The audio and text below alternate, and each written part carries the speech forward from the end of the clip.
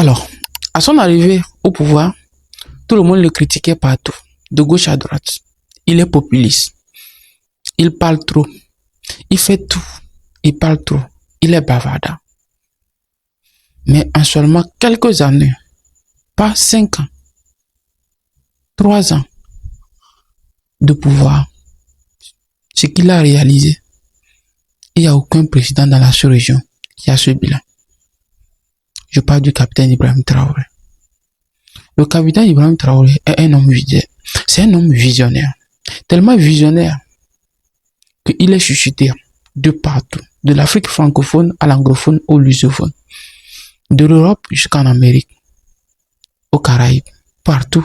Le capitaine Ibrahim Traoré attire l'attention de tout le monde. Et ce que vous devez comprendre, c'est pas parce qu'il attire l'attention. C'est pas sa personne. Parce que c'est sa vision. Sa vision de l'Afrique. D'une Afrique unie. D'une Afrique dirigée par ses propres fils. D'une Afrique dont ses propres fils décident de ses problèmes. Le capitaine Ibrahim Traoré porte le projet d'une génération perdue. La génération de Kwame Nkrumah, de Thomas Sankara,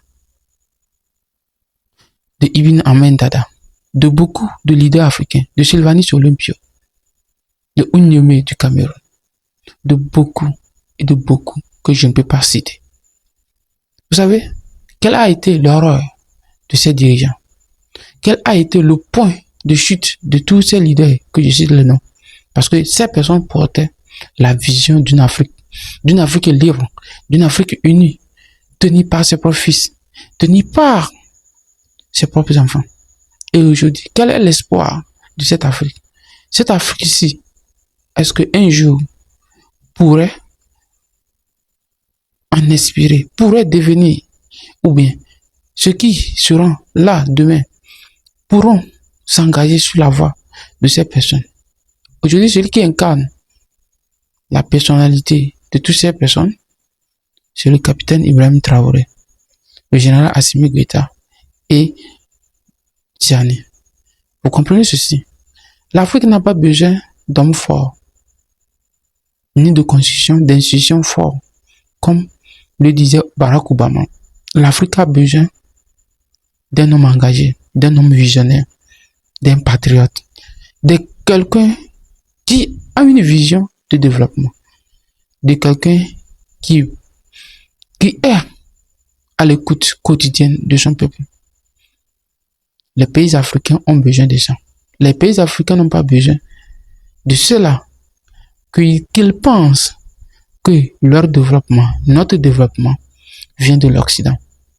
L'Afrique a besoin des leaders panafricains. Pas panafricains pour chasser les autres, mais panafricains pour unir l'Afrique dans une seule parole. Pour unir l'Afrique dans un seul engagement. Parce que les Africains ont été divisés. Les pays dont nous vivons aujourd'hui, ce n'est pas notre volonté. C'est la volonté de ceux qui ne veulent pas de nos biens, de ceux qui nous ont esclavagisés, de ceux qui nous ont tués et maltraités, malmenés pendant des milliers de siècles. L'Afrique, c'est le continent où tous les sorts, toutes les tests ont été effectués. La traite négrière, l'esclavage, la traite arabe, tout ce que vous savez, la colonisation et tous ces massacres, ces effets. Mais aujourd'hui, les Africains ne peuvent pas réclamer réparation. Parce que quoi? On n'est pas indépendant. Parce que nous sommes malades d'une maladie psychologique qui ne dit pas son nom. Lorsqu'un Africain voit un noir, automatiquement, lorsqu'un Africain voit un blanc, automatiquement, il est supérieur à lui. Voilà la maladie qui gangrène des millions de jeunesses africaines, qui gangrène beaucoup d'Africains de génération en génération depuis longtemps, depuis les indépendances qu'on nous a donné, qu'on nous a accordé. Alors que sachant que l'indépendance, ça s'arrache, la liberté, ça s'arrache dans la sueur, dans le sang. Nous ne serons pas libres en laissant les bras croisés. L'Afrique sera libre parce que nous se sommes battus. Les Africains seront libres, indépendants, parce qu'ils se sont battus pour arracher leur indépendance. Nous devons arracher notre indépendance. Parce que quoi? Il ne veut pas de l'Afrique, il ne veut pas les Africains, il veut la richesse des Africains sans les Africains. Ce que ces pays, ces multinationales veulent de l'Afrique, c'est nos ressources, c'est nos matières, sans les Africains.